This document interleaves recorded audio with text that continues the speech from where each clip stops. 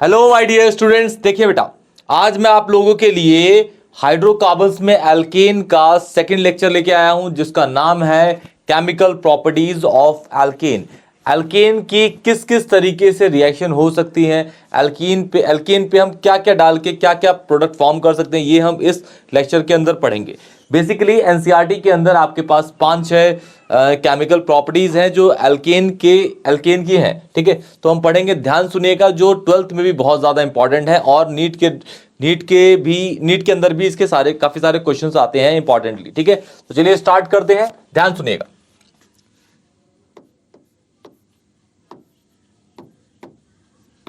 Chemical properties of alkane की chemical property of alkane. Clear? पहला chemical property है क्या? Combustion of alkanes. क्या है बेटा? Combustion of alkanes. एल्केन्स को जब हम जलाएंगे, कंबशन ऑफ एल्केन्स, एल्कीन को जब हम जलाएंगे ना, मतलब O2 के प्रेजेंस में उसकी रिएक्शन कराएंगे तो CO2 और H2O मिलता है। ये सब आप लोगों ने 10th क्लास में ही पढ़ा हुआ है। और हीट और लाइट निकलती है, इसीलिए इस रिएक्शन को हम एक्सोथर्मिक रिएक्शन भी कहते हैं। क्लियर बेटा? सपोज मैं कहता हूं कि भाई मेरे पास ना ये एल्केन है बेटा, एल्केन को भाई जलाऊंगा तो O2 के साथ रिएक्शन कराऊंगा और बनेगा CO2 प्लस H2O।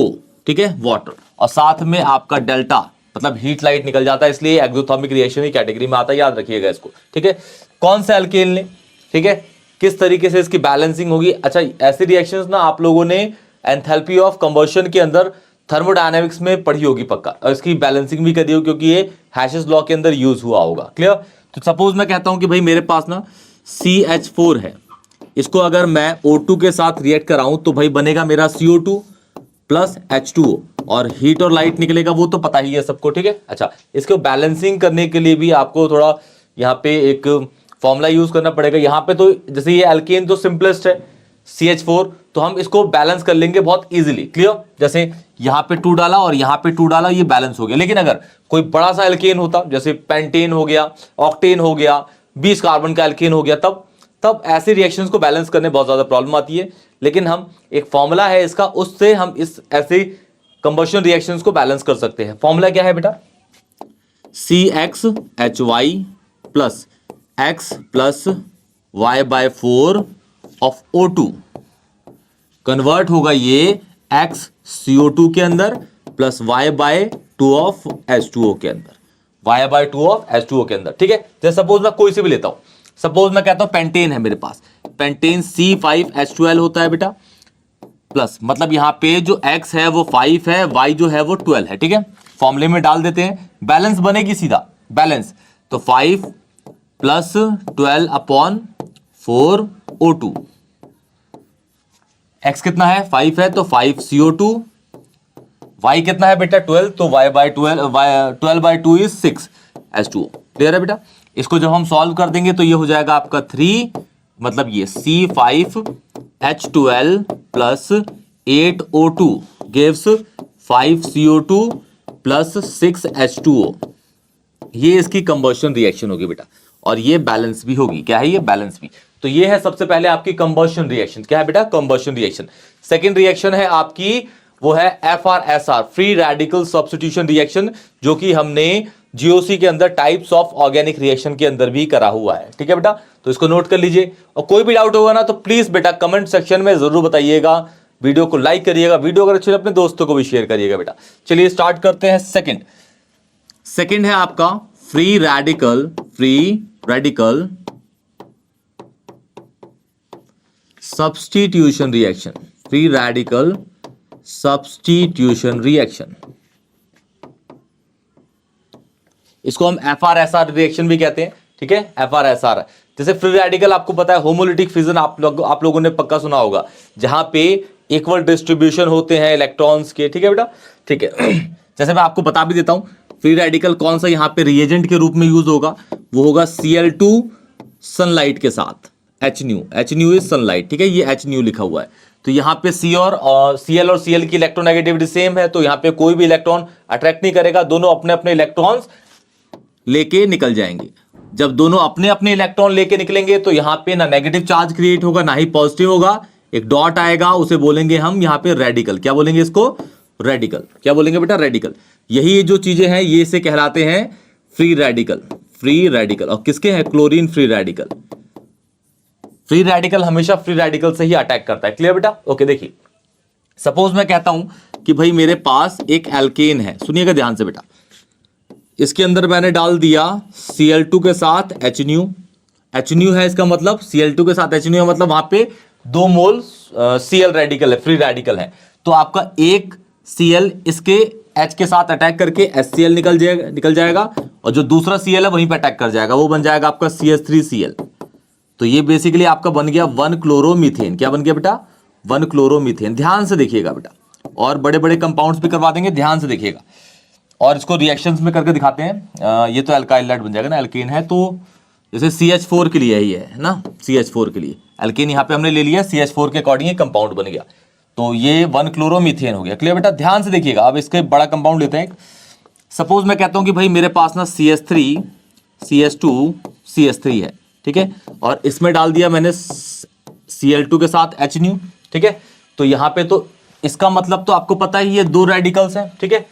इसका Cl रेडिकल किस H से अटैक करे, क्योंकि यहाँ तो एक ही कार्बन था, एक ही कार्बन पे 4 H थे, तो वहां पे आपने अटैक करा दिया। लेकिन अगर ऐसी कंडीशन आती है कि आपके पास बहुत सारे कार्बन है और हर कार्बन पे अलग अलग नंबर ऑफ H है, तो किस कार्बन पे आप इसके Cl को अटैक कराएंगे?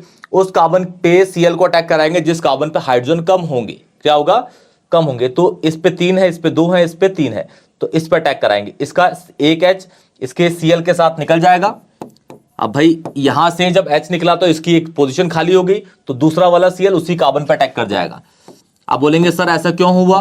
तो आप लोगों को पता होना चाहिए बेटा, जो आपने GOC के अंदर पढ़ लिया होगा, ये आपका प्राइमरी होगा, ये सेकेंडरी होगा, ये आपका फिर से अगेन प्राइमरी होगा। तो प्राइमरी और सेकेंडरी में सेकेंडरी सबसे ज्यादा स्टेबल होता है, इसलिए जो कंपाउंड बना वो ज्यादा स्टेबल बनेगा। क्लियर बेटा? जैसे इसका नाम हो गया two chloropropane. This is two chloropropane. What? Two chloropropane. Clear? जैसे एक और एग्जांपल देखते हैं बेटा, ध्यान सुनिएगा। एक कंपाउंड लेते हैं 2-मिथाइल आपका हो गया ब्यूटेन। ये कंपाउंड है आपका 2-मिथाइल ब्यूटेन। इसका स्ट्रक्चर बनाते हैं CH3 C CH3 H CH3। Clear? ये CH2 है। इसके अंदर डाल दिया मैंने Cl2 के साथ सनलाइट HNu। इसका मतलब आप लोगों को पता ही है 2 क्लोरीन के रेडिकल हो गए। तो अब जो एक इसमें से किस वाले कार्बन से H निकलेगा? जिस कार्बन पे H कम होंगे। इस पे देखिए कितने H हैं? इस पे 3 H हैं। इस पे कितने? 2 हैं। इस पे कितने हैं? 3 है। इस पे कितने? 3 है। इस वाले कार्बन पे एक ही H है, तो ये वाला H निकलेगा। ये वाला H इसके Cl के साथ HCl निकाल देगा और दूसरा Cl इसी कार्बन पे अटैच हो जाएगा। तो जो कंपाउंड बनेगा बेटा, वो कंपाउंड कुछ इस तरीके से दिखेगा आपका। ठीक है बेटा? ये कंपाउंड, तो इसका नाम होगा 1 2 3 4। इस कंपाउंड का अगर नाम करना चाहें हम तो होगा 2-मिथाइल ब्यूटेन। 2-मिथाइल ब्यूटेन। 2-मिथाइल ब्यूटेन। क्लियर बेटा? तो ये FrSr सेकंड आपकी केमिकल प्रॉपर्टी हुई। क्लियर बेटा? थर्ड पे बढ़ते हैं हम। थर्ड रिएक्शन है आपकी ये आइसोमराइजेशन। ठीक है बेटा? चलिए,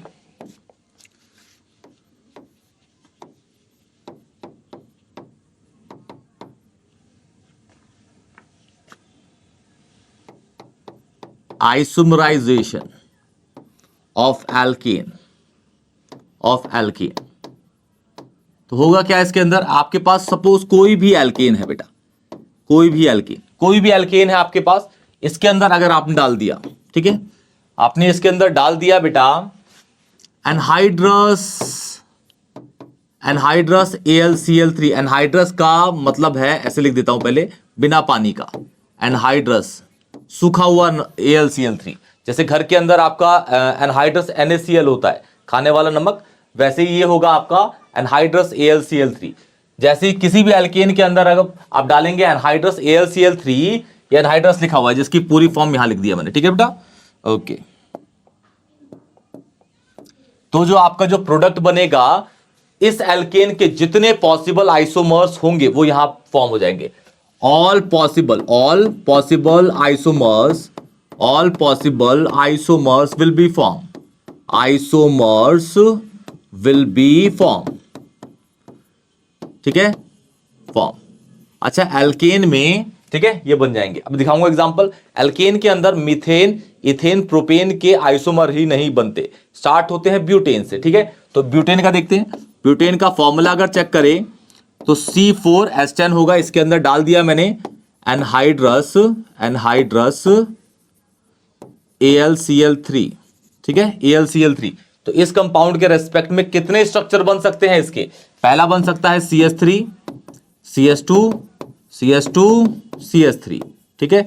दूसरा बन सकता है, इस कार्बन की पेरेंट चेन को तोड़ के, एक पेरेंट चेन में से एक कार्बन तोड़ के ब्रांच में डाल देता हूं, तो आइसोमर आपको पता ही है। वैसे भी आइसोमर्स क्या होते हैं बेटा? एक ही मॉलिक्यूलर फॉर्मूले के जब different type of structures form होते हैं उसको हम बोलते हैं क्या? आइसोमर्स। क्या बोलते हैं? आइसोमर। इस कंपाउंड का नाम होगा ब्यूटेन और नीचे वाले का नाम होगा 2-मिथाइल प्रोपेन। क्लियर बेटा? ठीक है। एक और एग्जांपल दिखाता हूं आपको बहुत प्यारा सा, ये इस फॉर्मूले के रिस्पेक्ट में ये और ये स्ट्रक्चर्स बने। क्लियर बेटा? अब एक और लेकर चलते हैं पेंटेन पे। चलिए स्टार्ट करते हैं। पेंटेन C5H आपके पास है 12, इसके अंदर डाल दिया हमने एनहाइड्रस एल्यूमिनियम क्लोराइड, ठीक है। तो इस कंपाउंड के जितने भी पॉसिबल आइसोमर्स होंगे वो फॉर्म होंगे। पहला बनाते हैं CH3 CH2 जिसका नाम होगा पेंटेन, या फिर आप इसको एन पेंटेन भी कह सकते हैं। पेंटेन बोल लीजिए या फिर एन पेंटेन। एन मतलब है यहां पे normal chain, linear chains, 5 carbon line में लगे हुए हैं। क्लियर? सेकंड इसका पॉइंट बन सकता है आपका 5 कार्बन अभी पेरेंट चेन में है, एक कार्बन तोड़ के ब्रांच में डाल देंगे, तो ये बन जाएगा आपका CH3 CH3 यहां पे CH2 CH3, ये बन गया। फॉर्मूला चेक कर लीजिएगा, फॉर्मूला बिल्कुल वही है, ठीक है ना। C5H10 ही है। इस कंपाउंड का नाम हो जाएगा 2-मिथाइल ब्यूटेन। क्या हो जाएगा बेटा जी? 2-मिथाइल ब्यूटेन। क्लियर? थर्ड इसका और बन सकता है, पेरेंट चेन से एक और कार्बन तोड़ के ब्रांच में डाल देता हूं, तो ये बन जाएगा आपका CH3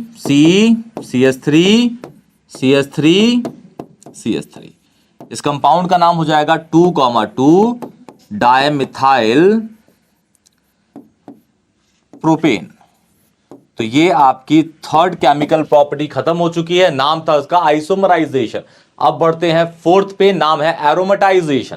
जल्दी नोट कर लीजिएगा बेटा। कोई भी डाउट होगा तो प्लीज कमेंट सेक्शन में बताइएगा। वीडियो को लाइक करिएगा। जीओसी पूरा का पूरा मैंने डाल दिया है। अगर आपको नहीं मिलता तो प्लेलिस्ट में चेक करिएगा।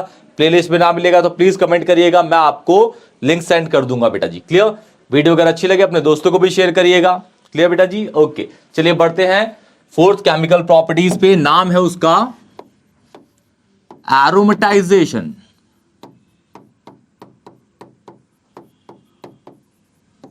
जैसे कि एरोमेटिक कंपाउंड आप एक ही याद रखिएगा, बेंजीन एक एरोमेटिक कंपाउंड है। हालांकि इस चैप्टर के जो लास्ट टॉपिक है हकल्स रूल, वो आपको बताएगा कि भाई कौन सा कंपाउंड एरोमेटिक होता है, कौन सा नहीं होता। कुछ पॉइंट्स होते हैं हकल्स रूल के, वो बताते हैं कि मेरे हकल्स रूल के 4 पॉइंट्स को कोई भी कंपाउंड अगर ऑबे कर लेता है तो वो कंपाउंड एरोमेटिक कहलाता है, अदरवाइज वो नॉन एरोमेटिक या फिर एंटी एरोमेटिक कंपाउंड की फॉर्म में आ जाता है, जो कि आपके नीट के अंदर भी है और जेई के अंदर भी है बेटा। क्लियर बेटा? ओके, एरोमेटाइजेशन देखिए सपोज मैं कहता हूं, सुनिएगा ध्यान से बेटा। सपोज मैं कहता हूं कि भाई मेरे पास में एक कंपाउंड है CH3 CH2 ये कंपाउंड है। नाम है इसका एन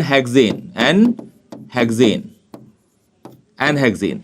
इसके अंदर अगर मैंने डाल दिया Cr2O3 या फिर V2O5, ठीक है, किसके साथ? हाई टेम्परेचर हाई प्रेशर पे, high temperature high pressure, high TP, T मतलब टेम्परेचर, P प्रेशर। वैसे हाई टेम्परेचर में टेम्परेचर को देखेंगे तो 773 केल्विन होता है। कितना होता है? 773 मतलब 500 डिग्री सेल्सियस के आसपास। और टेम्परेचर जो होता है वो आपका 10 से 20 ATM प्रेशर या फिर 10 से 20 आपका बार की फॉर्म में होता है, ठीक है। तो ये 6 कार्बन है ना, 6 कार्बन आपके साइक्लिक कन्वर्ट हो जाएंगे। साइक्लिक मतलब बेंजीन बन जाएगा बेटा, पूरा का पूरा बेंजीन बन जाएगा, एरोमेटिक कंपाउंड बन जाएगा। ये क्या बन गया आपका? बेंजीन। क्या बन गया बेटा जी? बेंजीन। क्या बन गया? बेंजीन। सपोज अभी आपने बोला कि सर इसमें 6 कार्बन, सपोज 7 कार्बन होते तो 7 कार्बन के लिए देखिए CH3 CH2 CH2 CH2 CH2 कितने हो गए? 7 हो गए। ठीक है, इसे कहेंगे एन हेप्टेन। वैसे n heptane, this is what? N heptane. इसके बाद एन ऑक्टेन का भी कर देंगे बेटा, एन ऑक्टेन का 8 कार्बन का भी कर देंगे। चलिए इसे बना देते हैं CH3 CH2 CH2 CH2 CH2 5 6 7 और ये हो गया 8। ठीक है, रिएजेंट वही हैं जो ऊपर डाले हुए हैं, ऐसे लिख देते हैं। क्लियर बेटा? कलर चेंज कर लेते हैं, अब ले लेते हैं व्हाइट। क्लियर? चलिए ओके।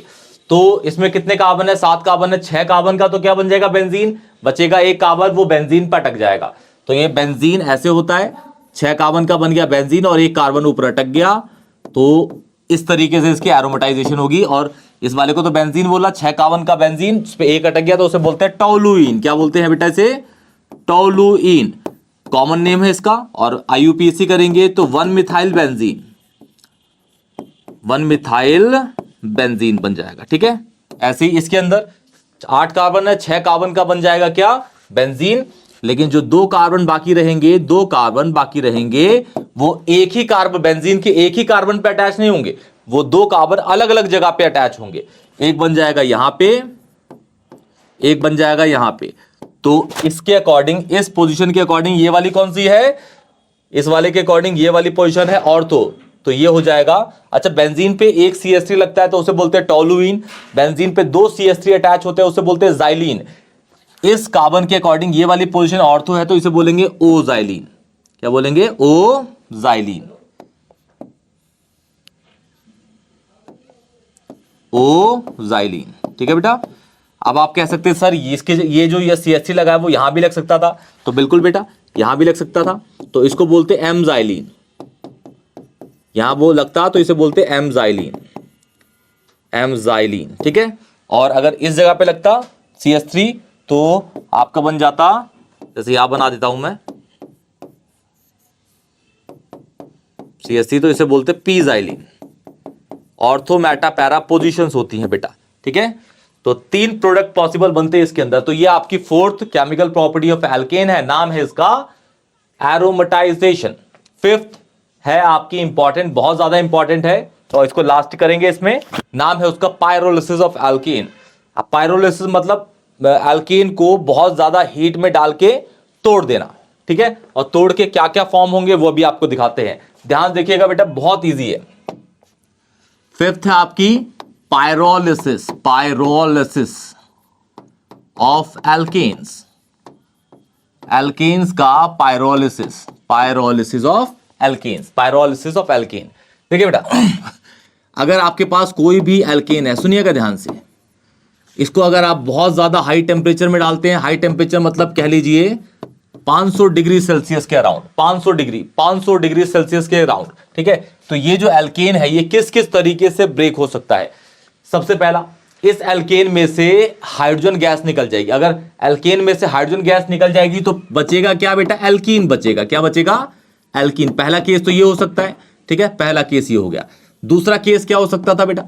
कि जैसे सपोज हमारे पास 5 कार्बन की एल्केन है, तो वो 3 और 2 में टूट जाता है, 3 और 2 में। ठीक है, और 3 और 2 वाला एल्कीन और एल्केन की फॉर्म में बन जाएगा। जैसे कहने का मतलब है ये जो है आपका बन जाएगा एल्कीन प्लस एल्केन, लेकिन एक शर्त है कि इन दोनों में इसका नंबर ऑफ कार्बन और इसका नंबर ऑफ कार्बन इक्वल होगा इस वाले के नंबर ऑफ कार्बन के। ठीक है, आपको ऐसे नहीं ज्यादा समझ आएगा तो मैं एक बहुत प्यारा सा एग्जांपल लेके समझाता हूं, आप लोग देखिएगा बेटा। ठीक है, चलिए सबसे पहले लेके चलते हैं, हमारे पास है CH3 CH2 CH3, इसको मैंने डाल दिया 500 डिग्री सेल्सियस के अंदर। ठीक है, तो मैं क्या कहता हूं कि भाई एक H यहां से निकाल देता हूं, एक H यहां से निकाल देता हूं और इन दोनों के बीच में डबल बॉन्ड डाल देता हूं। तो ये बन गया आपका सबसे पहला ठीक है, ये पहला बन गया जो कि मैंने आपको बोला था, देखिए निकल गया। दूसरा केस क्या हो सकता है, दूसरा केस ये हो सकता है और, प्लस में डाल के लिख दिया और, ठीक है। ये दूसरा हो सकता है कि भाई एक कार्बन का तो एल्केन बन जाए, ठीक है, एल्केन बन जाए, और बाकी के जो 2 कार्बन है उनका एल्केन बना देता हूं, CH2 double bond CH2। Number of carbon hydrogen check करेंगे, बराबर चेक करिए, 3 कार्बन 8 हाइड्रोजन 8 हाइड्रोजन, ठीक है, परफेक्ट है बिल्कुल, ठीक है। सपोज मैं कहता हूं कि भाई मेरे पास एक और ले लेता हूं, सपोज मेरे पास है CH3 CH2 CH3, इसके अंदर डाल दिया मैंने 500 डिग्री सेल्सियस डाल दिया, क्या डाल दिया, बहुत हाई टेम्परेचर। तो सपोज कहता हूं कि भाई एक H यहां से निकल जाएगा, एक H यहां से, तो ये क्या बन सकता था पहले, CH3 CH2 CH double bond CH2 plus H2 gas, ठीक है, ये बन गया पहला। दूसरा, भाई हाइड्रोजन गैस एक H यहां से, एक H यहां से भी तो निकल सकता था, तो दूसरा क्या पॉसिबिलिटी है, CH3 CH double bond CH CH3 plus H2, ठीक है, तो दूसरा ये बन सकता था। तीसरा क्या बन सकता था कि भाई ये वाला जो ये वाला क्या बन जाए, एल्कीन बन जाए, और ये वाला क्या बन जाए, एल्कीन बन जाए, क्या बन जाए, एल्कीन, एल्कीन, ये एल्केन वो एल्कीन। दूसरा केस क्या हो सकता था, फोर्थ और लास्ट केस क्या हो सकता है कि भाई 2 कार्बन का क्या बन जाए, एल्केन बन जाए इस साइड वाले का, और इन वाले 2 कार्बन का क्या बन जाए, एल्कीन बन जाए। तो आपके इसमें टोटल कितने बनेंगे, 4 केसेस, पहला, दूसरा, तीसरा और चौथा ये वाला, ठीक है बेटा। तो 4 केसेस बन सकते हैं। तो ये आपका पूरा का पूरा क्या है बेटा, केमिकल प्रॉपर्टीज ऑफ एल्केन है। कोई भी डाउट होगा तो प्लीज कमेंट सेक्शन में बताइएगा, वीडियो को लाइक करिएगा, चैनल को सब्सक्राइब करिएगा, वीडियो अगर अच्छी लगे दोस्तों को शेयर करिएगा। तब तक के लिए टेक केयर।